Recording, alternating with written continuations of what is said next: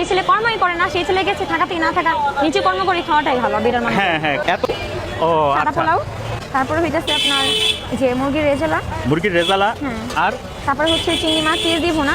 চিংড়ি মাছের ভুনা হ্যাঁ, চিংড়ি মাছের আর আমের ভর্তাও তো দেখা যায় আমের ভর্তা আনছি ভাইয়া এই। আমের ভর্তা না চিকন, আর কি হ্যাঁ। ওইখানে কি আপু এখানে হচ্ছে ভাইয়া আপনার হইতেছে চিংড়ি মাছ ভাজা পিস দিয়ে, এটা হইতেছে ডিম ভাজা। প্রত্যেকটা মানে পুরোটা প্যাকেজ হচ্ছে আপনার 200 টাকা। আচ্ছা। আবার 100 টাকার হয় কিন্তু 100 টাকা নিচে হয় না ভাই। আচ্ছা 100 টাকার একটা প্যাকেজ দেন তো এই আপু গরম হ্যাঁ হ্যাঁ গরম। তো আমি ম্যারিড, আমার কিন্তু বিয়ে হয়েছে। ও আপনার বিয়ে হয়েছে হ্যাঁ, হ্যাঁ, হ্যাঁ। ও আপনার এই ভাইয়া কি করে আপনার হাজবেন্ড কি করে আমার হাজব্যান্ড ইসলামপুরে চাকরি করে কিন্তু তার সাথে আমার মানে সম্পর্ক না রাখার মতনই আর ও কি। বুঝতে পারছি একটা ছেলেকে বিয়ে দিয়ে কর্ম দেখে যেমন কর্ম আলোপথে ডাইল হইলেও খাওয়া যায়।